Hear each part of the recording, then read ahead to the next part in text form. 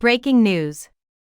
New York AG says she'll confiscate Trump's property if he can't pay $454 million civil fraud debt. Donald Trump is unable to pay the exorbitant New York civil fraud penalty. He runs the danger of having some of his valuable assets seized. He owes the state approximately $454 million plus interest, and the sum is increasing by $87,502 daily until he settles. The former president cannot pay the costs associated with Judge Arthur Engoron's order from February 16.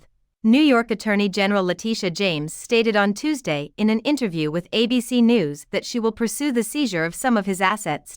As Trump amassed the real estate fortune that propelled him to fame and the Oval Office, Engoron came to the conclusion that Trump lied about his riches for a long time. Trump has promised to appeal and rejects any misconduct. In an interview with ABC reporter Aaron Katursky, Democratic James threatened to pursue judgment enforcement measures in court and urge the judge to seize his assets if he does not have the cash to pay up the verdict. Following consecutive defeats in court, Trump's capacity to settle his growing legal obligations becomes more doubtful. A jury found him guilty of libel against author Jean Carroll in January and sentenced him to $83.30 million. Even with his court fines, Trump still boasts of having $400 million in the bank, as he did last year. Real estate, investments, and golf courses account for the remaining portion of his net worth, which he estimates to be in the many billions of dollars. However, James will not rush to seize control of Trump Tower or Mar-a-Lago. The impending appeal that Trump has vowed will likely put a hold on the collection of his punishment. Take a look at the current situation following Trump's expensive verdict. Is it possible for the state to grab Trump's assets? Yes. Professor Gregory Germain of Syracuse University's law school said that the state may collect and auction his assets, mortgage his real property, and garnish anyone who owes him money in the event that Trump is unable to pay. A typical legal strategy in cases when a defendant does not have the funds to pay a civil penalty is to seize their assets. An iconic case in point is the 1999 seizure and auction sale of O.J. Simpson's Heisman Trophy, which partially funded a $33.5 million wrongful death verdict against him. With sufficient funds on hand, or the ability to liberate sufficient funds, Trump could be able to evade the seizure of his assets and pay the penalty and accruing interest. Since most of what is known about Trump's wealth comes from Trump himself, through his government declarations and the yearly financial statements that Engoron has found to be fraudulent, the exact amount is unclear. For the fiscal year ending June 30, 2021, Trump stated in his most recent annual financial declaration that he had around $294 million in cash and cash equivalents. After that, in May 2022, he sold his hotel in Washington, D.C., and in June 2023, he gained the rights to manage a golf course in New York City, adding another $186.8 million to his fortune, according to state lawyers.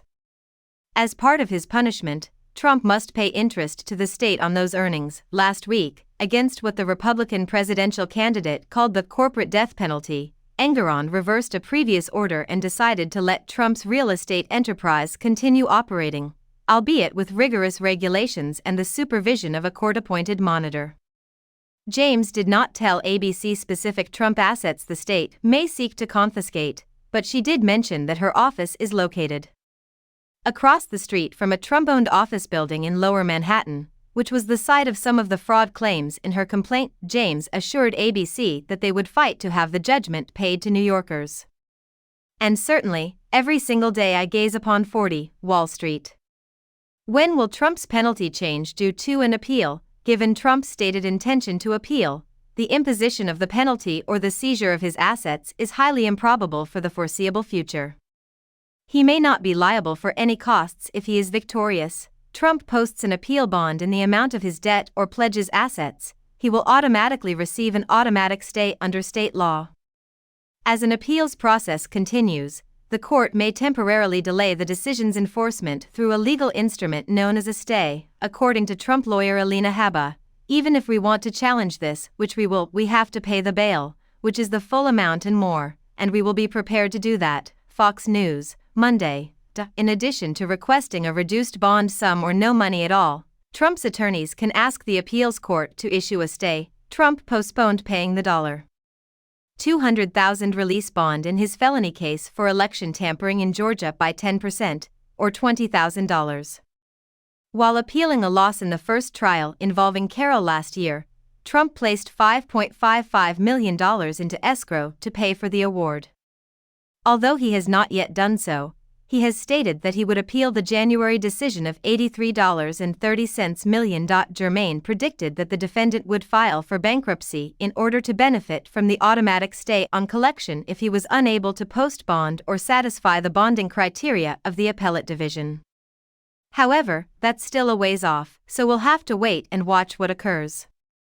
Trump's promise to appeal almost guarantees that the legal battle over his business practices will continue well into the presidential primary season, when he seeks to secure the Republican nomination and attempt to regain the presidency. Next month, he will face trial for the first of 4 criminal charges against him. This New York hush money case is likely to coincide with the appeal.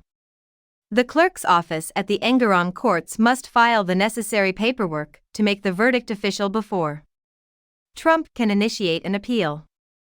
Trump will then have 30 days to either pay up or file an appeal to have the penalty postponed. On Wednesday, attorneys for Trump, the state, and the judge all argued about the wording that should appear in that document.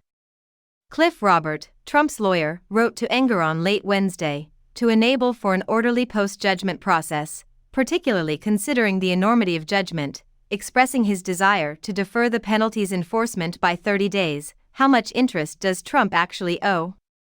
$87,502 each day. Trump accrues interest on his civil fraud penalty of $87,502 per day. Due to the decision's issuance on February 16, an additional $525,000 will have accrued Thursday. Interest will keep piling up even if he decides to appeal. By August 2025, his bill will reach $500 million, barring any intervention from the court or an earlier resolution. The judge deemed Trump's wealth to be ill-gotten gains, and the underlying penalty is $355 million. State law imposes an interest rate of 9% per annum on such sum, according to the Associated Press calculations. Trump owed slightly more than $99 million in interest as of Wednesday, bringing his total to slightly less than $454 million, or $453,981,779 to be exact. Until Trump makes a payment, interest will continue to accrue. Trump is personally and corporately liable for the sum because he was identified as a defendant in James' case. Engoron stated that beginning in March 2019, when James began his investigation, Trump can begin to compute the interest he pays on approximately half of the overall penalty sum, which is related to loan savings. The remaining balance, which relates to the liquidation of Trump's Washington hotel and rights to use the Bronx golf course, can be subject to interest calculations beginning in either May 2022 or June 2023. Engoron assessed fines totaling $363.9 million, which, when added to interest, amounted to approximately $464.3 million, against Trump and his co-defendants. In accordance with AP's computations, the whole expense rises by $89,729 day. Eric Trump and Donald Jr., 2 of Trump's sons, owe the state around $4.7 million, with interest, for their portions of the proceeds from the sale of the Washington hotel. The judge ordered Weisselberg to pay $1 million, which is half of his $2 million severance package, plus around $100,000 in interest. The Associated Press estimates that Trump's sons each owe an additional $990 every day, while Weisselberg is further responsible for an additional $247 per day until they pay.